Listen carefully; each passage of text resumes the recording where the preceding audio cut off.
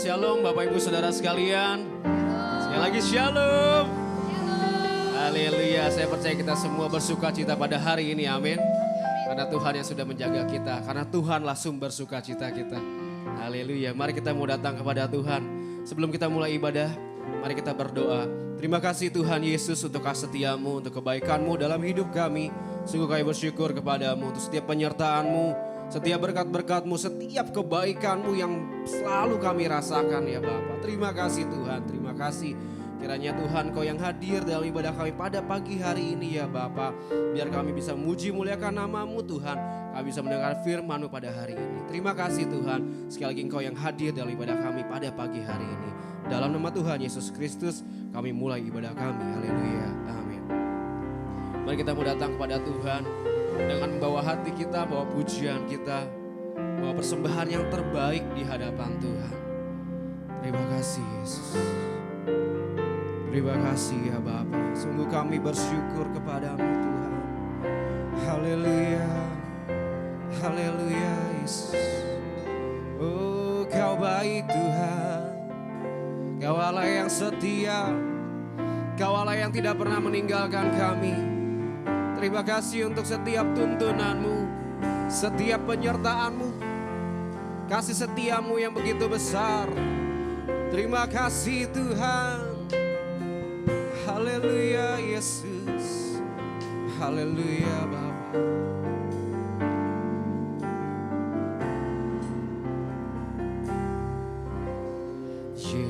Yesus, kemuliaan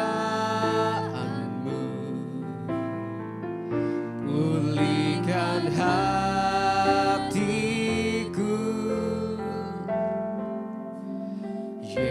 Yesus, kemuliaan-Mu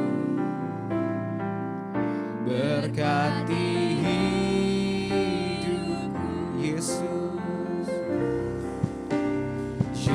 Yesus, kemuliaan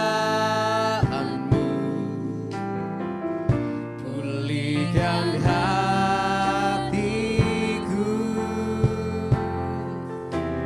Yesus, kemuliaan-Mu berkati hidupku. Segala pujian syukur bagi-Mu. Kau hadir dalam hidupku. Kini ku datang sujud di hadapan-Mu, memuji-Mu, menyembah-Mu. Yesus, ku menyembah-Mu. Mari Bapak Ibu Saudara, saya undang kita semua untuk bangkit berdiri. Katakan Yesus kemuliaan-Mu. Yesus kemuliaan-Mu, pulihkan hatiku. Yesus kemuliaan-Mu, berkati. Terima kasih Tuhan. Segala puji, segala pujian, syukur bagimu.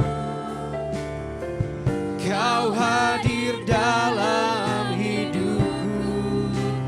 Kini ku datang sujud di hadapan-Mu, memuji-Mu,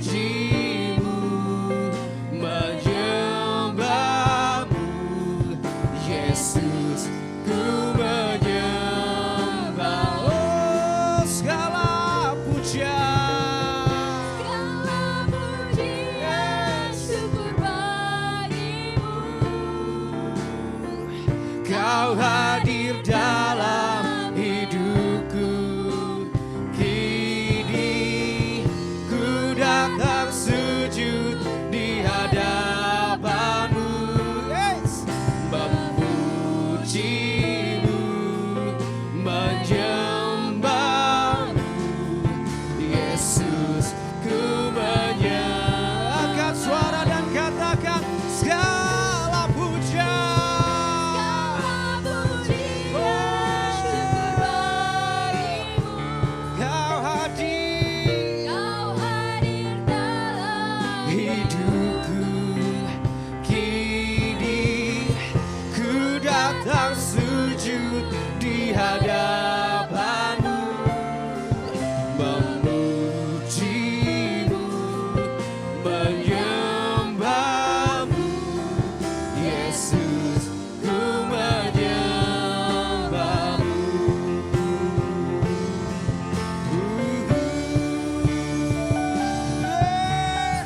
Segala pujian, syukur bagimu.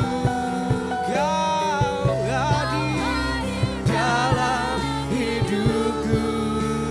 Kini ku datang sujud di hadapan-Mu, memuji-Mu, menyembah-Mu. Yesus, ku menyembah. Segala pujian,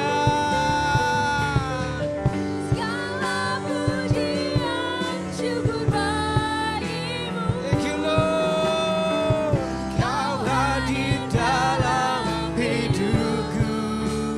Kini ku datang sujud di hadapan-Mu, memuji-Mu, menyembah-Mu. Yesus, ku menyembah-Mu. Haleluya.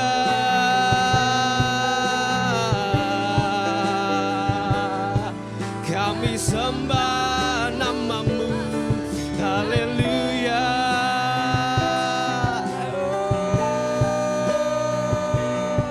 Sembah Tuhan, tinggikan nama Yesus. Haleluya. Nama Yesus yang besar, nama Yesus yang layak dipuji.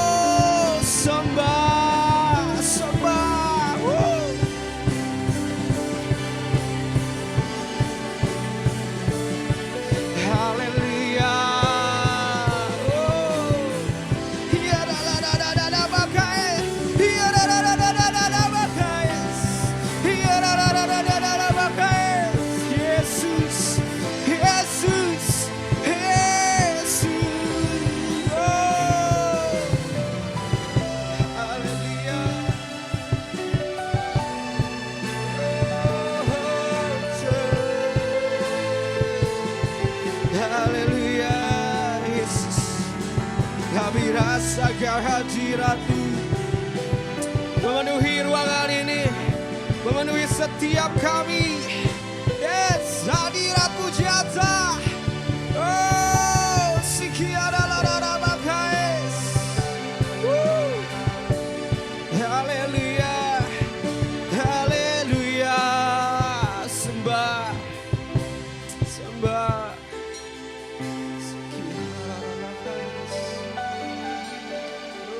Sikiarararabakais.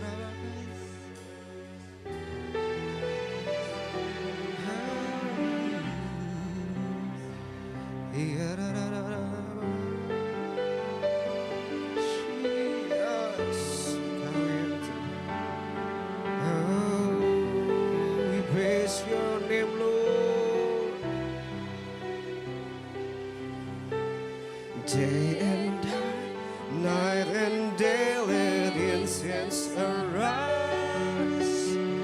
Day and night and day, let incense arise. Day and night and day, let incense arise. Day and night and day, let incense arise. Day and night and day, let incense arise. Day and night and day, let incense arise.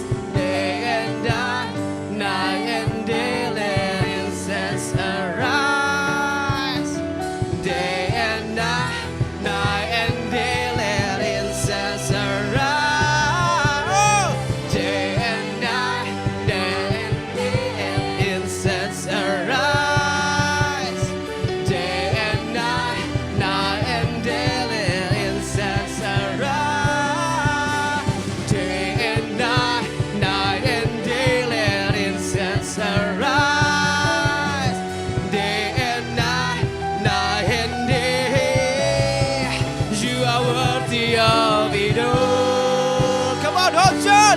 You are worthy. Oh, for from you are all things, and to you are all things. You deserve the glory. Oh, you are worthy of it all. You are worthy of it all. For from you are all things, and to you are all things. You deserve the glory. You are worthy, Lord. You are worthy. You are worthy of it all. For from you are all things, and to you are all things. You deserve the glory. For from you are all things, and to you are all things. You deserve the glory. For from you are all things, Lord. For from you are all things, and to you are all things. You deserve the glory. Yes, berikan kemuliaan bagi Tuhan. Sorakan haleluya. Sorakan haleluya. Yes. Mari kita rasakan bahwa Tuhan hadir di tempat ini, memenuhi ruangan ini, membawa kemenangan bagi setiap kita.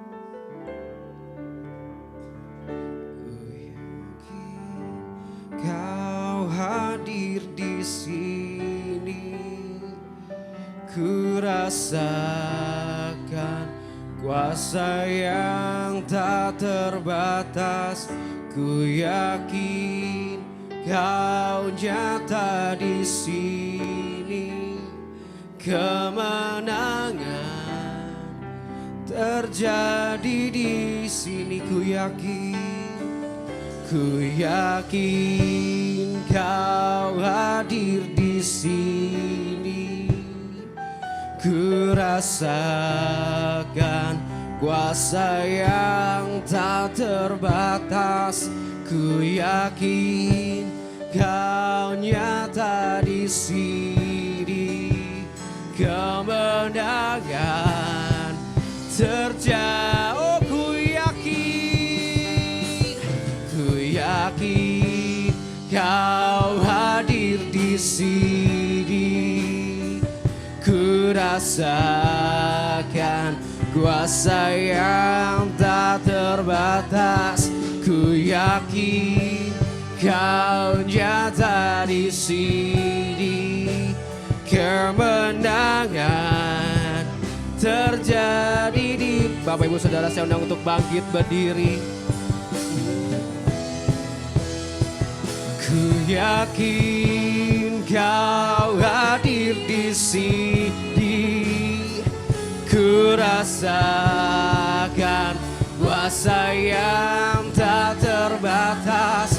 Ku yakin Kau nyata di sini. Kemenangan terjadi di sini. Ku yakin Kau. Pada hambanya sesaat untuk maju ke depan. Ku rasakan kuasa yang tak terbatas. Ku yakin Kau nyata di sini. Kemenangan terjadi di sini. Ku yakin Kau hadir di sini. Ku rasakan kuasa yang tak terbatas. Ku yakin Kau nyata di sini. Kemenangan terjadi di sini. Kesembuhan terjadi di sini. Kelepasan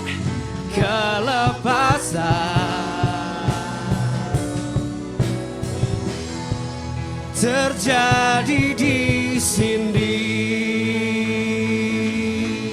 Haleluya, Haleluya, haleluya. haleluya. Engkau hadir di tengah kami. Terima kasih Bapa. Engkau baik.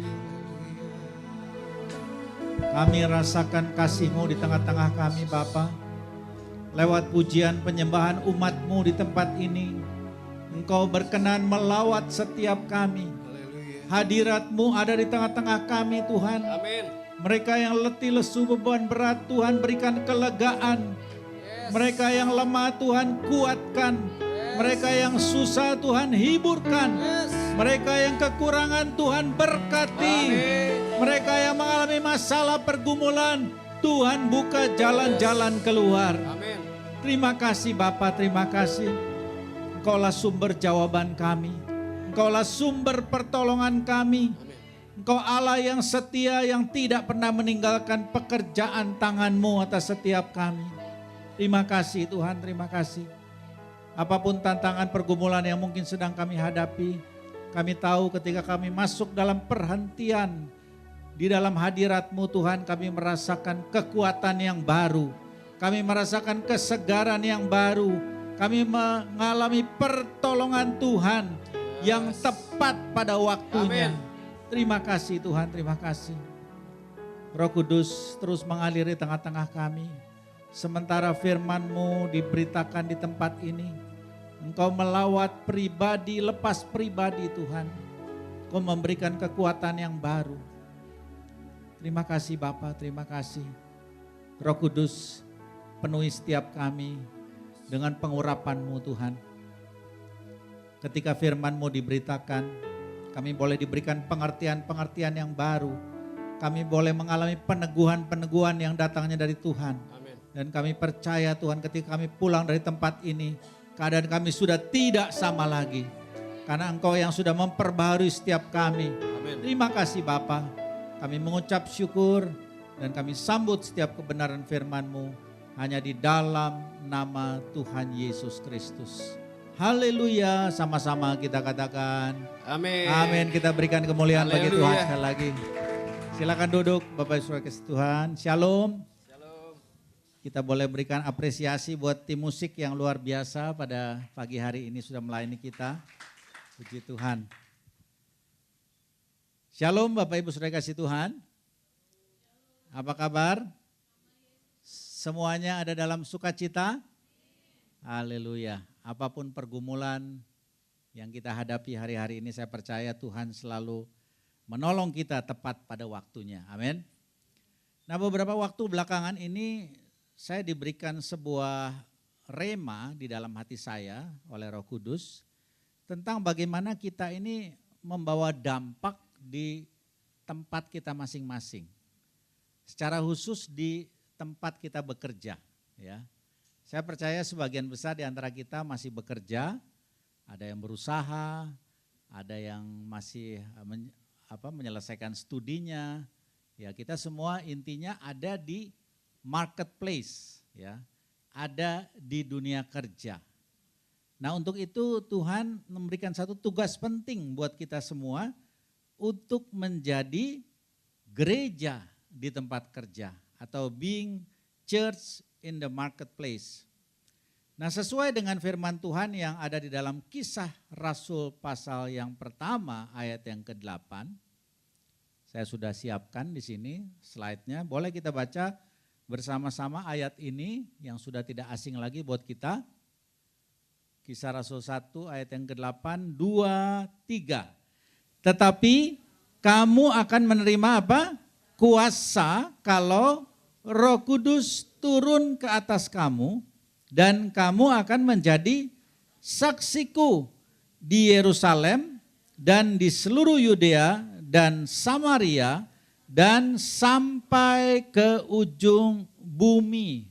Katakan sebelahnya, siap jadi saksi. Bukan hanya di Yerusalem, bukan hanya di lingkungan terdekat kita, keluarga, pasangan, orang tua, anak-anak, bahkan keluarga besar, tapi bicara tentang jadi saksi di seluruh Yudea, Samaria, bahkan sampai ke ujung bumi. Ya. Nah, ini bicara juga tentang marketplace, Bapak Ibu. Ya, kalau kita bisa terjemahkan Yudea, Samaria dan ujung bumi itu bisa juga diartikan sebagai dunia kerja kita, di mana Tuhan tempatkan kita. Usia saya tahun ini mencapai 16 tahun, Bapak Ibu. Maksudnya dibalik gitu ya, 61 tahun. Ya, saya masih bekerja sampai dengan hari ini, ya. Saya adalah seorang tenaga pendidik ya di sebuah STT yang ada di Kota Jakarta. Saya aktif sebagai dosen sejak 2019 sampai dengan hari ini. Nah, Bapak Ibu kasih Tuhan, apapun bidang pekerjaan kita, apapun tugas kita, saya percaya kita memiliki sebuah tujuan di tengah-tengah dunia ini untuk menjadi saksi, Bapak Ibu. Amin. Menjadi saksinya.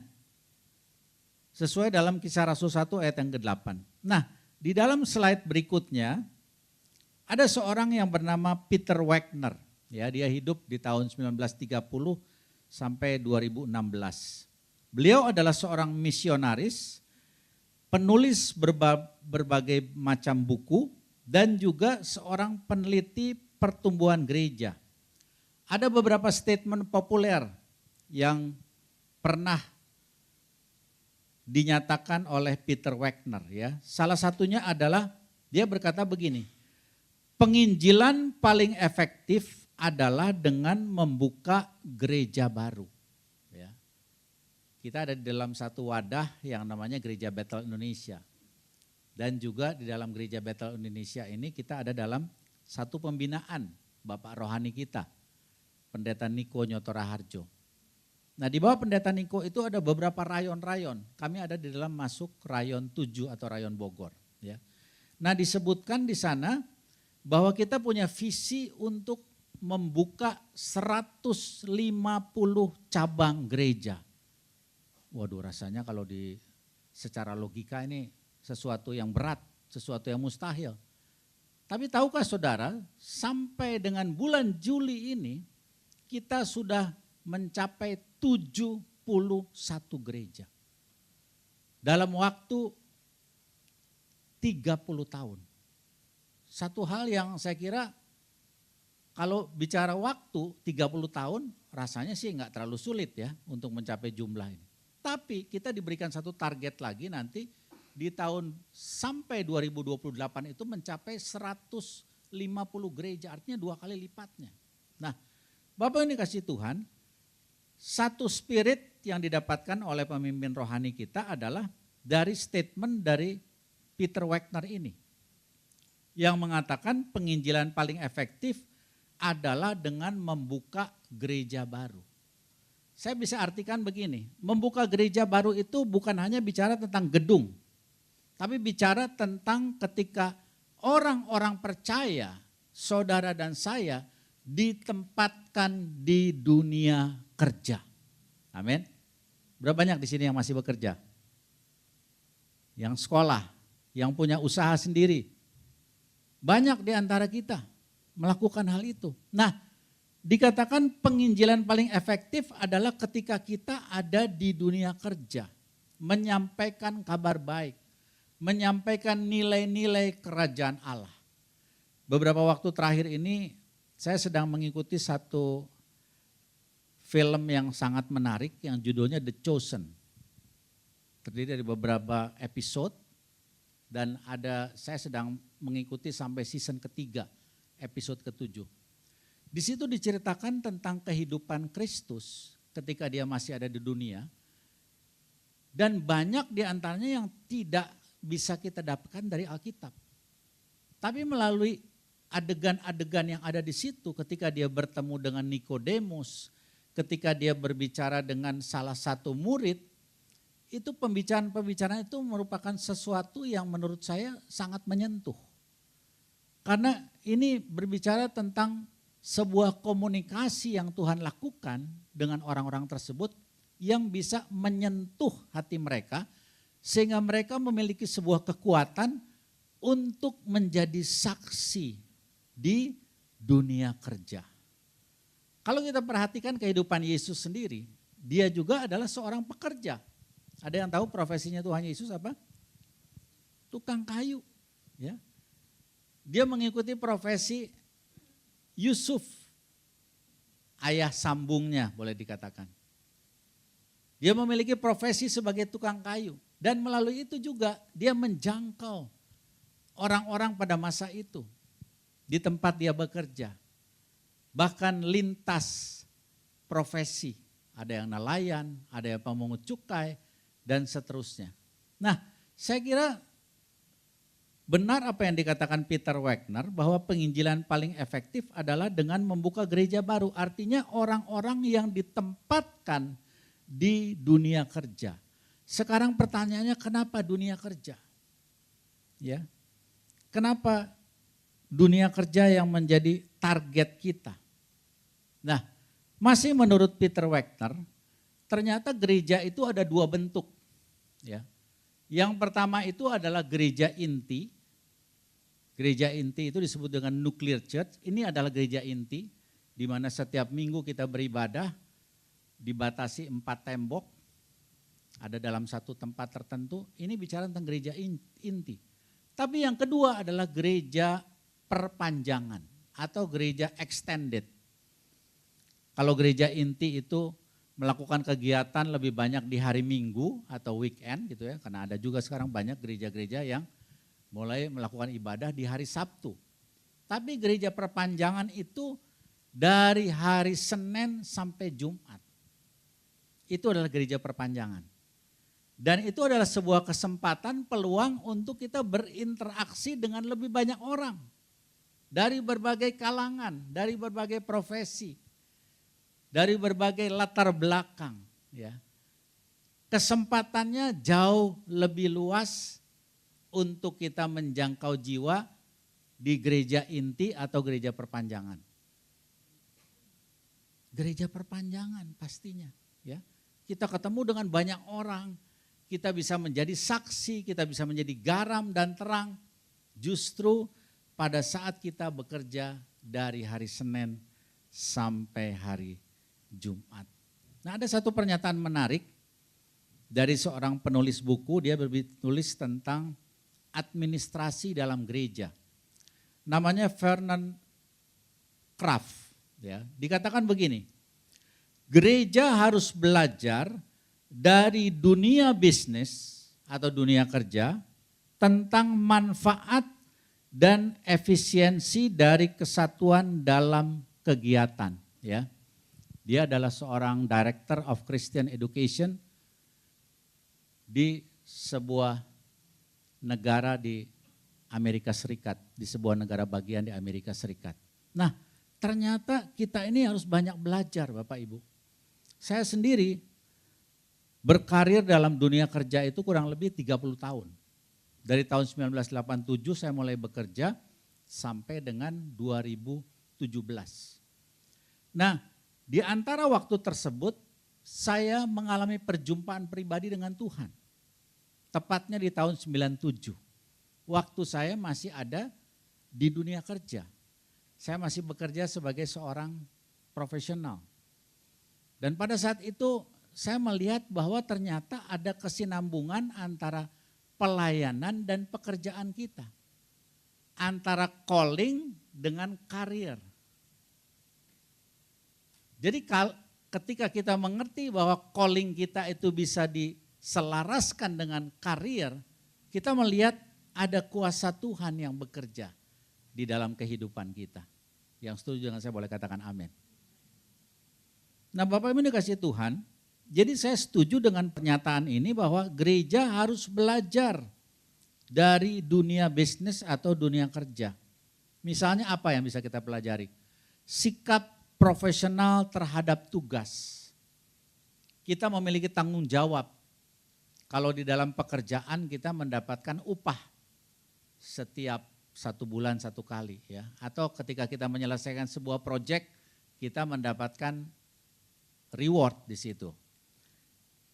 Tapi juga kita belajar tentang disiplin waktu atau time management. Nah kemarin istri saya kebetulan melayani di sebuah tempat di kota Depok.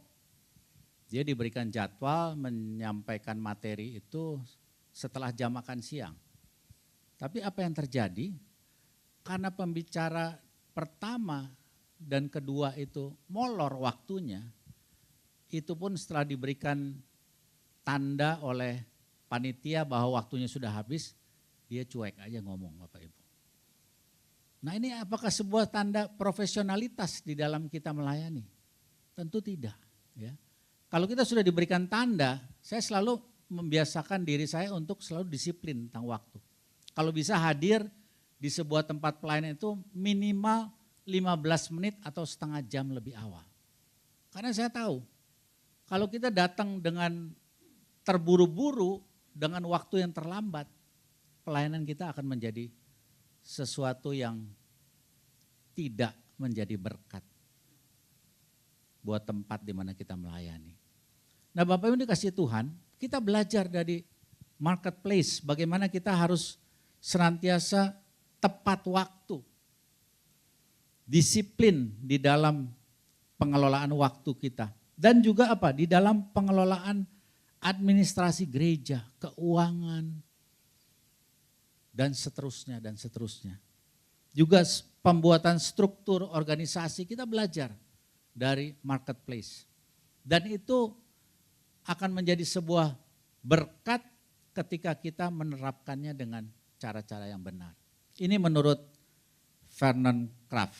Nah, sekarang kita melihat definisi daripada kerja itu sendiri atau pekerjaan. Dalam etimologi Ibrani, kata untuk kerja atau pekerjaan memiliki beberapa turunan. Yang paling menonjol adalah avodah. Ternyata avodah ini secara luas berarti pekerjaan. atau penyembahan, ya. Atau bisa juga diterjemahkan sebagai kata ibadah, avodah itu. Menyoroti hubungan antara kerja keras dan pengabdian kepada Tuhan. Jadi waktu kita bekerja, sebetulnya kita sedang beribadah Bapak Ibu. Katakan sebelahnya sekali lagi, kerja itu ibadah. Amin. Ibadah itu kerja. Amin. Itu adalah sebuah bentuk pengabdian kita kepada Tuhan. Ya. Ketika kita bekerja, kita sedang mengabdi kepada Tuhan. Kita sedang melayani Tuhan. Saya selalu sampaikan di dalam berbagai kesempatan bahwa melayani Tuhan itu tidak mesti di gereja. Tapi justru di tempat di mana engkau ditempatkan Tuhan, disitulah kesempatanmu untuk melayani Tuhan. Katakan amin. Lalu arti yang kedua daripada kerja pekerjaan dalam bahasa aslinya disebut yegia. Atau lebih spesifik mengacu pada kerja keras. Mungkin kita bisa terjemahkan bukan kerja keras yang melelahkan, tapi kerja keras yang menghasilkan. Ya. Bukan lagi bicara tentang hard work dengan teknologi yang ada sekarang, tapi smart work. Amin Bapak Ibu. Kerja dengan cerdas untuk mendapatkan hasil yang maksimal. Hasil yang maksimal itu ternyata bisa didapatkan bukan hanya lewat kerja keras tetapi kerja cerdas kita. Nah saya menerjemahkan kerja cerdas itu ketika kita diberikan hikmat oleh Roh Kudus di dalam melakukan pekerjaan kita. Itu yang disebut dengan work smart, bukan work hard. Amin Bapak Ibu. Nah pada saat kita mengerti tentang hal tersebut, maka kita akan sungguh-sungguh di dalam melakukan tugas dan pekerjaan kita. Nah ada sebuah statistik menarik di slide berikutnya.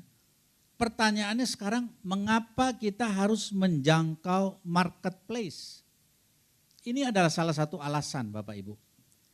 Ini adalah data dari Badan Pusat Statistik sampai dengan pertengahan 2024, dikatakan jumlah penduduk Indonesia itu mencapai 282 juta jiwa, ya.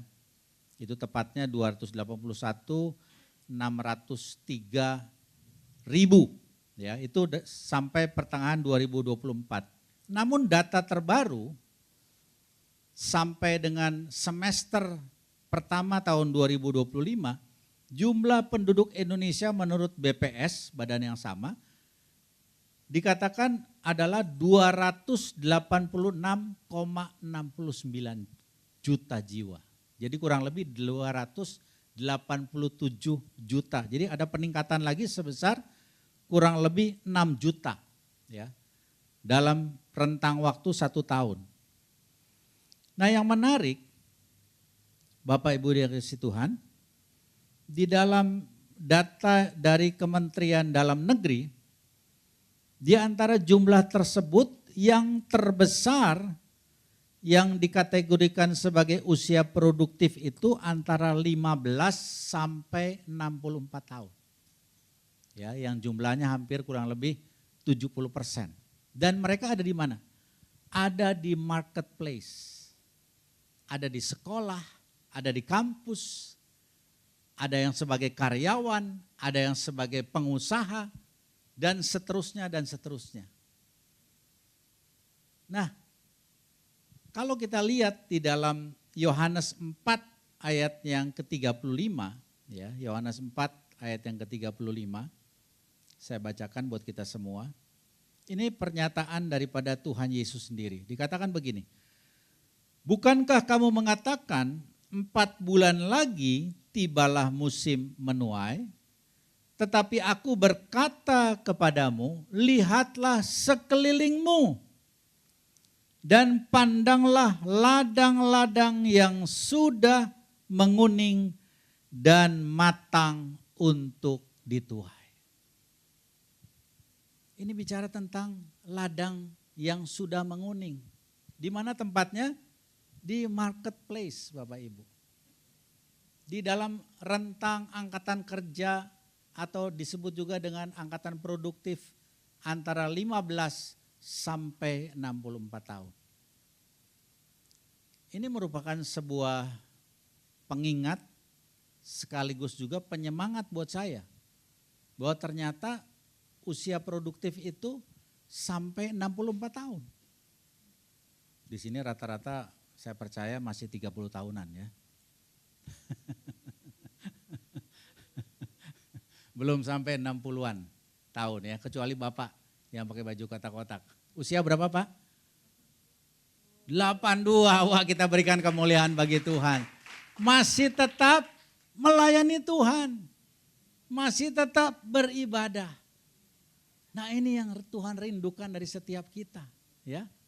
Kita bisa lihat di dalam sebuah grafik pie chart itu, dikatakan sekali lagi usia produktif itu yang terbesar komposisinya dibandingkan kelompok usia yang lainnya. Ada 2 mandat penting yang Tuhan berikan kepada manusia. Di dalam perjanjian lama itu bicara tentang mandat penciptaan untuk menguasai dan menaklukkan ya. Nanti kita lihat sama-sama ayatnya. Lalu yang kedua adalah mandat pemuritan yang terdapat dalam perjanjian baru ya. Mari kita lihat sama-sama ayatnya. Dasar teologisnya adalah bicara tentang mandat penciptaan, ada Kejadian 1 ayat 28. Beranak cuculah dan bertambah banyak, penuhilah bumi dan taklukkanlah itu, berkuasalah atas ikan-ikan di laut dan burung-burung di udara dan atas segala binatang yang merayap di bumi. Sebagian besar penduduk di benua Eropa hari-hari ini, bahkan mereka memprediksi di tahun 2040 nanti, Inggris Raya itu akan didominasi oleh penduduk yang berasal dari benua yang lain. Bukan lagi didominasi oleh orang kulit putih, tetapi orang-orang dari Afrika dan juga orang dari Asia. Saya beberapa kali berkesempatan melayani ke negara Belanda. Di situ saya melihat sebuah fenomena yang terjadi kurang lebih sama. Ya. Jadi negara-negara di Eropa ini semakin hari semakin dipenuhi dengan para imigran. Ya. Dan saya percaya mandat penciptaan ini juga mereka tangkap. Ya. Ada sebuah pemimpin dari negara Afrika yang mengatakan bagaimana bisa menguasai benua Eropa adalah dengan memperbanyak jumlah penduduk daripada orang-orang yang datang dari Afrika dan dari Asia. Dan ini terjadi Bapak Ibu. Ya. Saya kira pemimpin ini menangkap tentang mandat penciptaan. Tapi jangan lupa ada juga yang disebut dengan mandat pemuritan. Ya. Jadi setelah orang itu semakin banyak ada di satu tempat, kita juga harus memuridkan mereka. Di dalam Injil Matius pasal yang ke-28 dikatakan begini, ayat 19, karena itu pergilah, jadikanlah semua bangsa muridku dan baptislah mereka dalam nama Bapa dan Anak dan Roh Kudus. Jadi ketika orang semakin banyak, ini adalah sebuah kesempatan untuk kita memuridkan mereka, menjadikan mereka orang percaya Bapak Ibu. Jadi semakin banyak tuayan di sekeliling kita, Tuhan katakan muridkan mereka. Make them my disciple. Jadikan mereka muridku. Nah ini adalah kesempatan atau peluang yang kita miliki. Kita diutus ke tempat-tempat yang mungkin belum pernah kita datangi. Tapi di sanalah sebuah peluang kesempatan untuk kita menyampaikan kabar baik. Katakan amin. Nah Bapak Ibu dikasihi Tuhan, kita akan melihat beberapa contoh. Yang pertama adalah apakah iman dan pekerjaan itu bisa disatukan? Kita melihat ada beberapa tokoh di dalam Alkitab itu tercatat dalam sejarah, mereka memiliki dampak di pemerintahan. Contohnya siapa? Daniel, Yusuf menjadi orang nomor 2 di Mesir. Daniel ada di 4 kerajaan yang berbeda dan diposisikan sebagai pejabat tinggi pada saat itu. Siapa lagi? Daud, dari seorang penggembala kambing domba menjadi seorang raja, ya, sekaligus pemazmur. Tapi di dalam perjanjian baru kita lihat ada seorang tokoh yang namanya Priscilla dan Aquila, ya. Kisah Para Rasul 18, Kisah Para Rasul 18, 1-3. Baik, kita membaca bersama-sama 2, 3. Kemudian Paulus meninggalkan Athena lalu pergi ke Korintus. Di Korintus ia berjumpa dengan seorang Yahudi bernama Aquila yang berasal dari Pontus. Ia baru datang dari Italia dengan Priscilla istrinya. Karena Kaisar Claudius telah memerintahkan supaya semua orang Yahudi meninggalkan Roma, Paulus singgah ke rumah mereka. Ayat yang ketiga. Dan karena mereka melakukan pekerjaan yang sama, ia tinggal bersama-sama dengan mereka. Mereka bekerja bersama-sama karena mereka sama-sama tukang kemah. Perhatikan. Bahkan Rasul Paulus, seorang rasul yang dipakai Tuhan secara luar biasa, dia juga memiliki usaha sebagai tukang kemah atau tukang pembuat tenda. Ya. Di zaman itu tenda adalah salah satu alternatif orang untuk tinggal atau menetap. Karena mereka kebanyakan juga melakukan perjalanan dan perpindahan di mana mereka menetap. Nah, di dalam tenda-tenda tersebut. Nah, Bapak Ibu dikasih Tuhan, ada seorang tokoh yang lain yang disebut di sini Aquila dan Priscilla. Bagaimana mereka juga mengintegrasikan iman percaya mereka sebagai orang Kristen dan juga di dalam usaha dan pekerjaan mereka. Ya, ini menarik. Sambil melayani, sambil tetap bekerja dan berusaha. Jadi ternyata iman dan pekerjaan itu bisa diintegrasikan, ya, bisa diselaraskan. Sekali lagi pekerjaan kita adalah sebuah kesempatan, sebuah peluang untuk kita menyatakan kabar baik. Amin, Bapak Ibu. Nah, Tuhan ingin menjadikan kita terang di tempat kerja kita, ya.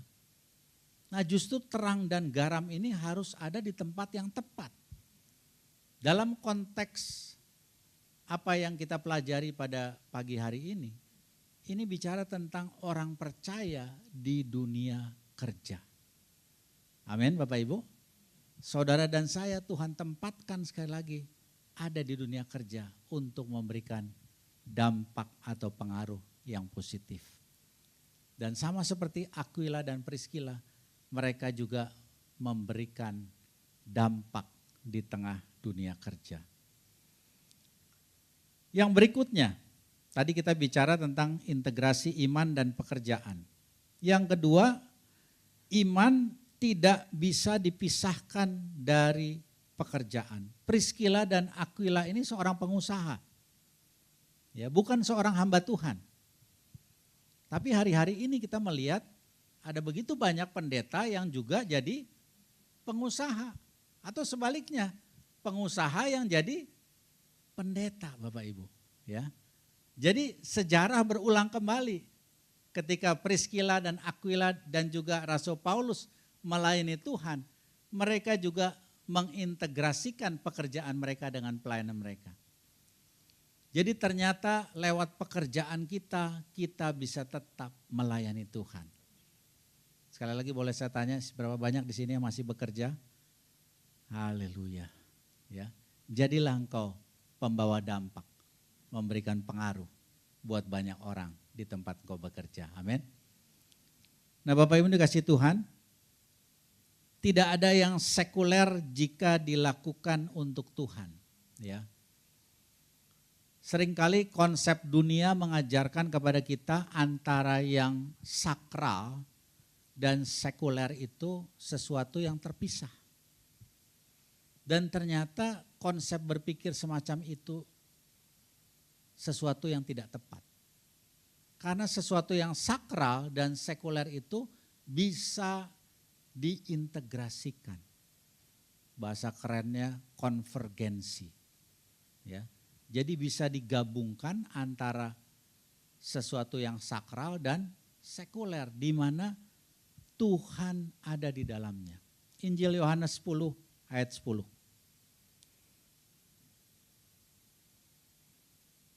Dikatakan begini, Injil Yohanes 10 ayat 10, pencuri datang hanya untuk mencuri dan membunuh dan membinasakan. Kalau kita bisa terjemahkan, ini bicara tentang pemisahan atau dikotomi antara yang sakral dan sekuler. Tapi perhatikan kalimat berikutnya. Aku datang, kata Yesus, supaya mereka mempunyai hidup dan mempunyainya dalam segala kelimpahan. Kelimpahan itu bisa terjadi ketika kita mengintegrasikan dunia pelayanan dan dunia pekerjaan. Amin Bapak Ibu. Tidak memisah-misahkannya. Kalau engkau sedang menyelesaikan studi, engkau tetap bisa menjadi saksi di kampus di mana engkau berada. Ketika engkau menjadi seorang pengusaha, engkau tetap bisa menjadi berkat buat para pelangganmu. Bahkan ada satu konsep menarik yang pernah saya pelajari, seorang pemimpin perusahaan itu adalah juga seorang gembala bagi para karyawannya. Luar biasa. Karena dia bertanggung jawab bukan hanya kepada karyawannya, tapi kepada keluarga, anggota keluarga daripada karyawan tersebut. Dia harus berdoa untuk karyawan-karyawannya supaya mereka bekerja dengan jujur, dengan penuh integritas. Sehingga pada akhirnya mereka bisa menjadi orang-orang yang produktif, yang menghasilkan dan akhirnya memberikan keuntungan kepada perusahaan tersebut. Nah Kolose 3:23 dengan jelas mengatakan apapun juga yang kamu perbuat, perbuatlah itu seperti kamu perbuat untuk Tuhan. Perbuatlah itu dengan segenap hatimu seperti engkau melakukannya bagi Tuhan. Jadi iman tidak terpisahkan dari pekerjaan. Bahkan yang berikutnya kita mengerti bahwa tempat kerja adalah ladang pelayanan kita. Katakan ladang pelayanan. Di mana itu? Tempat kerja, tempat kuliah, tempat sekolah, tempat kita usaha, tempat kita mengajar, dan seterusnya dan seterusnya. Ada begitu banyak ruang lingkup yang luas di mana kita bisa menjadikan itu pelayanan kita. Sama seperti Aquila dan Priscilla tadi. Dia menerima Paulus di rumah mereka. Mereka bahkan bukan hanya melayani bersama tapi juga melakukan usaha bersama. Berkolaborasi, bahasa kerennya. Menjadikan tempat mereka bekerja itu ladang pelayanan. Membawa Injil lewat kasih dan juga karakter mereka. Bapak Ibu dikasihi Tuhan, tempat kerja kita adalah ladang pelayanan kita. Nah sekali waktu si Aquila dan Priscilla ini bertemu dengan seorang hamba Tuhan lain. Ya, kalau di dalam Kisah Rasul 18 ayat yang ke-26 boleh mungkin ditampilkan Kisah Rasul 18 ayat yang ke-26. Oke. Kita baca bersama-sama, ini bercerita tentang Apolos ya, seorang tokoh lain. 2, 3. Ia mulai mengajar dengan berani di rumah ibadat, tetapi setelah Priscilla dan Aquila mendengarnya, Mereka membawa dia ke rumah mereka dan dengan teliti menjelaskan kepadanya jalan Allah. Jadi Apolos ini mungkin katakanlah pendatang baru di dalam dunia pelayanan saat itu. Dia masih bersemangat melayani Tuhan dengan berapi-api. Mungkin dia juga orang yang masih muda. Tapi mungkin dia ada satu dan lain hal perlu diingatkan, perlu diarahkan, perlu dibimbing. Dan siapa yang membimbing dalam hal ini? Priscilla dan Aquila membimbing Apolos, ya. Bahkan dengan teliti dikatakan tadi menunjukkan jalan Allah. Jadi ada beberapa hal di dalam pelayanan Apolos pun masih butuh bimbingan dari orang-orang yang lebih senior. Dalam hal ini Aquila dan Priscilla yang terlebih dahulu dibimbing oleh Rasul Paulus. Nah, yang berikutnya, ya, 2 slide lagi saya selesai. Yang berikutnya masih tentang integrasi, ya. Jadi Priscilla dan Aquila ini adalah pasangan suami istri. Mereka ini bukan hanya menjalankan usaha bersama, tapi juga mereka melayani bersama. Mereka berkolaborasi. Mazmur 133 mengatakan berkat Tuhan akan dicurahkan ketika ada kesatuan. Ya. Kesatuan antara pasangan suami dengan istri, kesatuan orang tua dengan anak-anak, kesatuan saudara seiman satu dengan yang lain. Itu akan dinyatakan berkat Tuhan. Kerjasama di dalam bisnis dan pelayanan itu dilakukan oleh Aquila dan Priscilla. Bahkan disebutkan bahwa keluarga ini adalah unit pelayanan terkecil. Jadi sebetulnya pelayanan yang bisa kita mulai itu dimulai dari dalam ruang lingkup keluarga terlebih dahulu. Suami melayani istri, istri melayani suami, orang tua melayani anak, anak melayani orang tua. Ya. Disitulah tempat atau wadah untuk kita belajar saling melayani. Baru ke ruang lingkup yang lebih luas, ya. Sama yang tadi disampaikan dalam Kisah Rasul 1 ayat yang ke-8. Kita jadi saksi dulu di Yerusalem, setelah itu Yudea, Samaria sampai ke ujung bumi. Nah, pergunakan aset, waktu yang kita miliki, bahkan pekerjaan kita untuk kemuliaan Tuhan. Waktu kita mengerjakan seperti itu, maka prinsip Kolose 3 ayat 23 itu berlaku atas hidup kita. Baik, saya tutup dengan satu prinsip gereja di dunia kerja. Yang pertama adalah ketika kita mengerjakan segala sesuatu seperti untuk Tuhan, maka saya percaya semakin banyak orang yang melihat, mendengar, dan terinspirasi lewat kehidupan kita, dan pada akhirnya mereka percaya kepada Yesus sebagai Tuhan. Amin, Bapak Ibu. Jadilah terang dan garam dimanapun kita berada. Lalu lewat pekerjaan kita, kita juga membangun budaya kerja yang adil dan penuh kasih. Dan yang terakhir, buka ruang untuk kesaksian. Kita memberikan telinga kita untuk mendengar kebutuhan orang lain. Kita memberikan nasihat kepada mereka untuk mereka juga bertumbuh di dalam kerohaniannya. Ada banyak hal yang bisa kita lakukan di tengah dunia kerja. Mari kita integrasikan antara pekerjaan dan pelayanan kita. Nama Tuhan yang dipermuliakan lewat ke seluruh hidup kita. Tuhan Yesus memberkati. Mari kita bangkit berdiri Bapak Ibu. Saya undang worship leader untuk maju ke depan. Terima kasih Tuhan, terima kasih. Untuk kebenaran firman-Mu yang kembali mengingatkan kami Tuhan. Ladang sudah menguning di sekitar kami. Dan ini bicara tentang dunia kerja, dunia marketplace.